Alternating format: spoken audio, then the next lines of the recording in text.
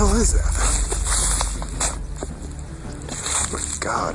This creature was mad and determined to get to me. The Michigan Dogman, part wolf, part man, and a nightmare for anyone who's unlucky enough to encounter it. I heard a little noise up the hill here, like an animal's running around. So, look up here, these boulders. I seen something that looked like a wolf jumping in and out, but it was on 2 feet. After many years, someone finally caught it on camera. Glowing yellow eyes, a massive frame, and the kind of speed no human or wolf should have. Get ready. We're exposing the truth about the Michigan Dogman. How it all began. Somewhere in forests of the northern parts of Michigan's Lower Peninsula, reports have it, walks a beast that's half canine, half human. For centuries, there have been talks about it in different parts of the state. Tall, upright, part human torso, part dog head, and a tail swishing wickedly behind. It is also said to have blue or amber eyes that gleam in the dark. And the howl? It's not your regular bark or growl. People who have had encounters say it echoes like a twisted version of a human scream.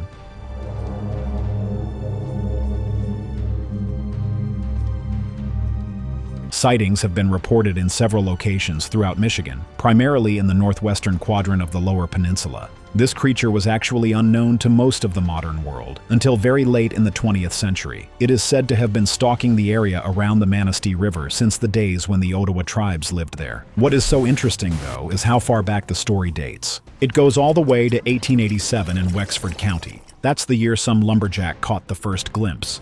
They had seen a creature having a man's body and a dog's head. Ever since, this thing has persisted in Michigan's history, and over time, it turned into something much more dangerous than just a local ghost story. People began talking to note that it shows up in a pattern, like clockwork every 10 years, particularly in years ending with a 7. And so, in 1997, an entire 100 years after the very first sighting, people really started to catch on that this was probably more serious than they had thought. And it does look like it has maybe 2 ears. I can't tell, but it's kind of creepy. A DJ in Traverse City, Steve Cook, recorded an April Fool's song about the Dogman, totally from his imagination and as a silly joke. But after airing it, he got dozens of calls from people claiming they'd seen this creature. All of a sudden, the song became more popular, and the story began to sound a lot more believable. 11 lumberjacks near the Garland Swamp found an animal they thought was a dog. In a playful mood, they chased it around. Joe Barger's encounter. One of the most intimidating Dogman encounters yet remains that of a man named Joe Barger. Joe was a Michigan trucker and a 6-year Army veteran who was having a seemingly normal evening that day. He was transporting a heavy load of paper through Manistee National Forest back in June 2017, just doing his routine drive when it all got really intense. Joe says he noticed an air leak near the back brake chamber of his trailer, so he pulled over to fix it. While poking around under the trailer, he got this weird feeling, like something wasn't right. And then he heard a sound that he couldn't really place. He thought it might be a bear at first, but it definitely wasn't. Fixing the leak didn't take long, probably under 5 minutes. But as Joe drove on, that uneasy feeling stuck with him.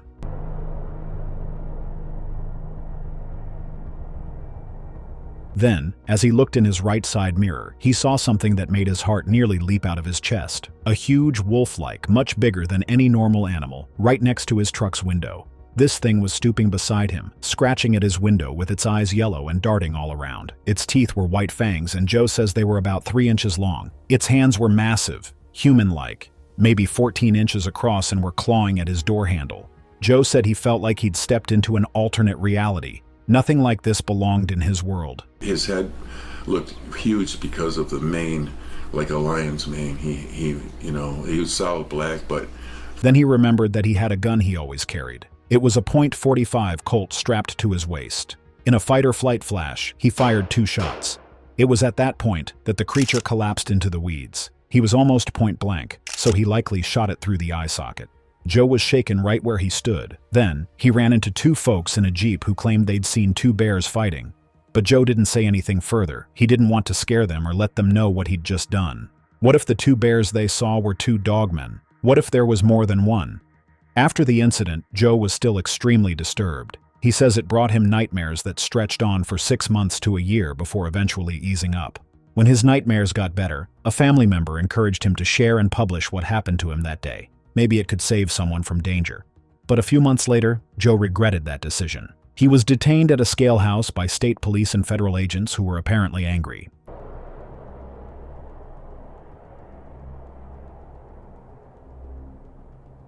They said Joe had killed one of their assets, and he remembered that the only thing he had killed in the past year was that creature. It was possibly a military tool that they never wanted anyone to know about. The agents confiscated his gun, froze his bank account temporarily, and basically leaned on him hard to not ever speak a word about it. It was after that he took to YouTube to share the encounter for the first time on video. Robert Forney's encounter. Even before Joe's encounter, there have been hundreds and hundreds of documented sightings, only that the absence of social media was a limitation to its widespread. Back in the late 1930s, a man named Robert Forney had an experience in Michigan that people still bring up when talking about the Dogman legend. Forney wasn't a ghost hunter or anything of the sort. He was just a local guy near Paris, Michigan, spending time outdoors like plenty of people did back then. One day, while he was down by the Muskegon River, Forney was approached by what he thought was a group of wild dogs. About 5 of them came out of the woods moving in his direction. Forney wasn't even in the mood to find out what they wanted. He had a gun with him, and when the animals got too close, he fired a few shots into the air to scare them off. He must have thought animals get scared off by loud noises all the time, but according to Forney, one of the animals didn't just turn and run. It stood up on 2 legs. For a moment, it was upright like a person.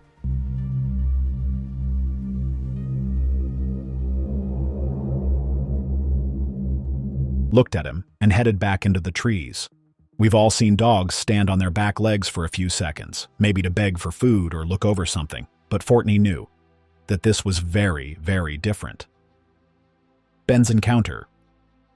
And this story sounded all too similar to that of a man known only as Ben, who had not one, but 3 separate run-ins with something that fits the Dogman description all around Grand Haven in Ottawa County back in 1993 and 1994.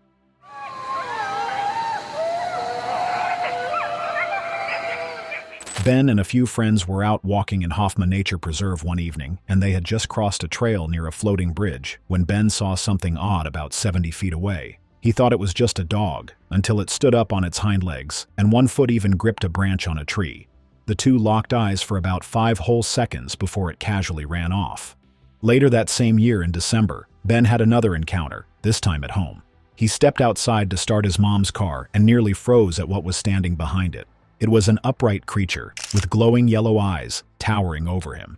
He says he was so scared he started crying out. Then the creature leapt, 3 long jumps, and vanished into the woods before his family came running. The third and last sighting happened in 1994. Ben and his cousin were walking toward the beach along the dunes after dark. They stopped to watch a deer in a clearing when something hit the clearing hard. A large dog-like creature bolted out, grabbed the deer in its jaws, and sprinted off into the darkness. When Ben tracked the scene, he found the deer tracks, and then they just ended. And what he saw next was the creature's footprints. Ben had 3 independent experiences with this thing, and in each case, there's that one uncanny element: upright posture, glowing eyes, odd behavior, and the refusal to just be a dog. There was something human about it.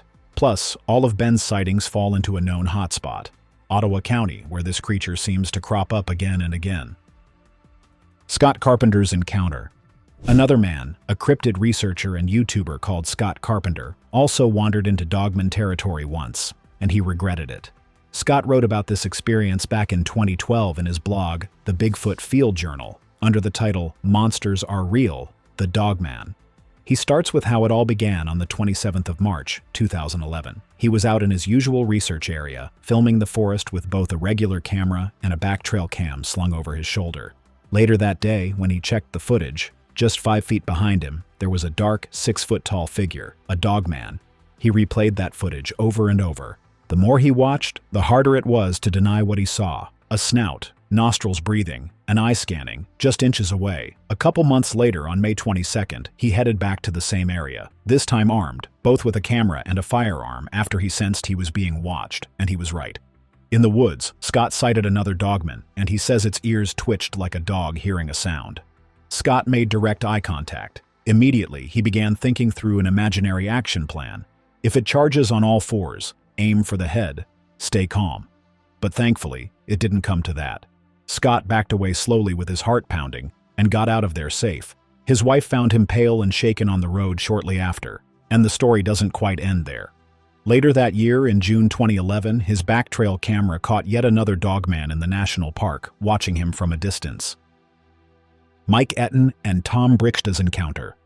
One of the most foundational modern reports in the Dogman sightings of the Bray Road area involves a man named Mike Etten who was driving down a rural road late at night when he suddenly saw something out of the ordinary. According to him, it was perched like a raccoon, but much bigger than that. It was a creature bigger than a wolf, holding something in its hands and eating it. Fast forward a couple of years. It's 1992, and there's another sighting, this time involving a high schooler named Tom Brichta. He reported 2 different encounters with a strange being. In the first, the creature almost crashes into his car. He called it shaggy-coated, humanoid, unsettling. Then, in a second incident, he saw something with a dog-like head standing among 6-foot-tall cornstalks. In no time, Bray Road became known as a hotspot for Dogman reports. In fact, footprints, clawed footprints precisely, were even allegedly found and shown to the head of a local animal shelter. There's something dangerous, and it's out there. There have been more than enough documentations and sightings of this creature, and thousands of people cannot possibly be lying. North American Big Bird. A while back, this video from a part of North America went viral as it showed a tall tower against the sky, and right on top, what looks like a dragon. And somehow, someone managed to pull out their camera just in time to catch it taking off. The wings move in a slow, steady rhythm that it's hard to conclude that it was doctored. What's odd, though, is how normal everything seems down below. Cars are driving past, people are going about their business, and nobody appears to notice anything unusual happening overhead. Even the video itself doesn't offer much else. There's no clue about where exactly or when it was filmed, and no follow-up from the person who shared it. The Chupacabra. 1995 in Puerto Rico, farmers started finding goats and other livestock dead, and what was odd was how they were all drained of blood and had neat puncture wounds. That's how the legend of the Chupacabra began.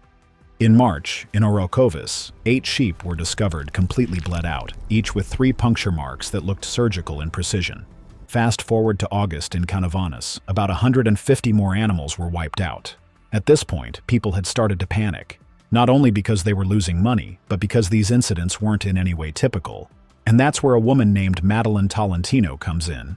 She was the first ever to give a description that formed the creature's image as we know it today. A bipedal, spiky-skinned figure the size of a small bear, with glowing red eyes and a reptilian appearance, almost like a dinosaur. What the f*** is that? Seriously. Ew, it's all bloody. Not long after that, people began to tell of strange creatures on their farms and around their homes, just like what went down in Guayama, Puerto Rico, back in early April 2013. Ray Chaca Rodriguez and his nephew were rounding up cattle one night with a pickup truck's headlights and a LED flashlight, just doing their ranch work.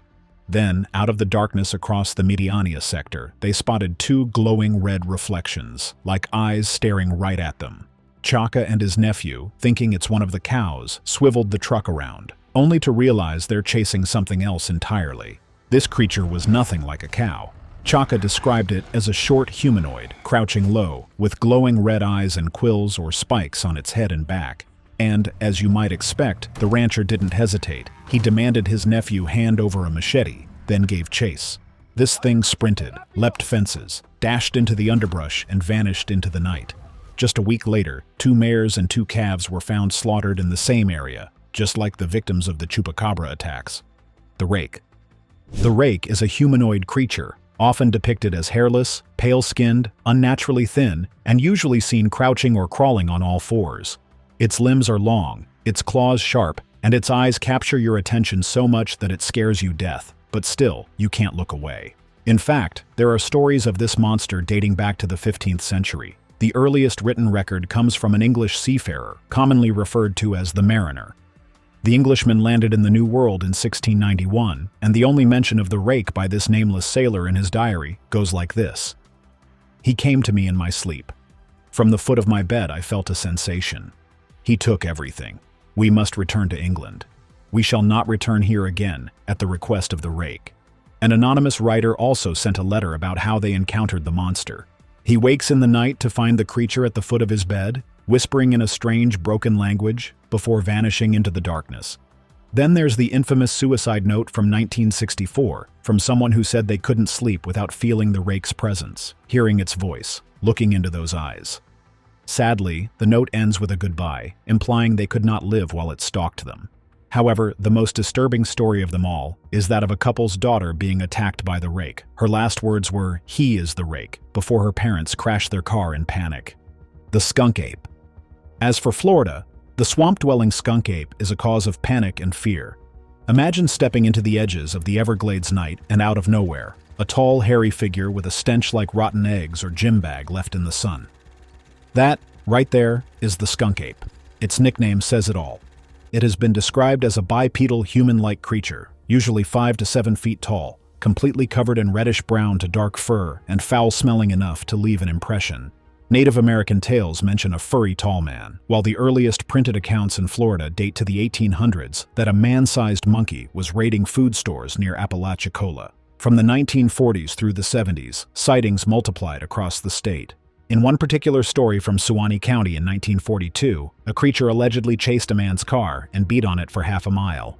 In the 70s, deputies in Palm Beach County said they were stalked by something ape-like, and even found hair snagged on barbed wire. Another story also claims the creature killed livestock and was hit by a car, yet vanished without a trace. Now the creature has become so popular that there are quirky roadside attractions, gift shops, and a whole little center called the Skunk Ape Research Headquarters in Ochapi. It is run by the Shealy family, and the place is part gift shop, part curious museum with footprint casts, grainy photos, and plenty of stories to feed your curiosity. The Umei Bozu. On a random night in the 1800s, sailors were out at sea and the sky was serene. Then, out of nowhere, this giant black head surfaces. It's smooth and bald like a monk, with these piercing eyes that somehow glow against its shadowy face. But somehow they never saw its body, just that imposing, mysterious head lurking above or just below the waves. That's the Umei Bozu, and sailors across Japan have been tormented by it for centuries. Now, these sightings always seem to happen when things appear the safest, only to erupt into chaos. The Umei Bozu can grab boats, flood them, or just snap them in two. Some versions say it might even ask sailors for a ladle or barrel, only to use it to dump seawater and sink the ship. If sailors are clever, they'll hand over a bottomless barrel, confusing the creature just long enough for everyone to escape. What is most frightening, however, is that this creature can shape-shift. In some places, Umei Bozu appeared as a beautiful woman and invited someone to race them in the sea, only to drown the challenger. In some other stories, it's gorilla-sized, other times only a few meters high. Sometimes it's a swarm of them causing havoc, like clinging to a ship's hull or capsizing it in unison. As the years also passed, the Japanese began to tie it to supernatural traditions, like in Tohoku, where folks would pray to sea goddesses before setting off, believing Umei Bozu punishes those who don't show respect. Now, it is determined that Umei Bozu might be the restless spirits of drowned monks or villagers furious at priests who met tragic ends. And if, by some insane chance, you ever encounter it, remember that the Umei Bozu hates smoke, tobacco fumes make it flee. So, what do you think? Is the Michigan Dogman just a scary story, or is something sinister really stalking the woods out there?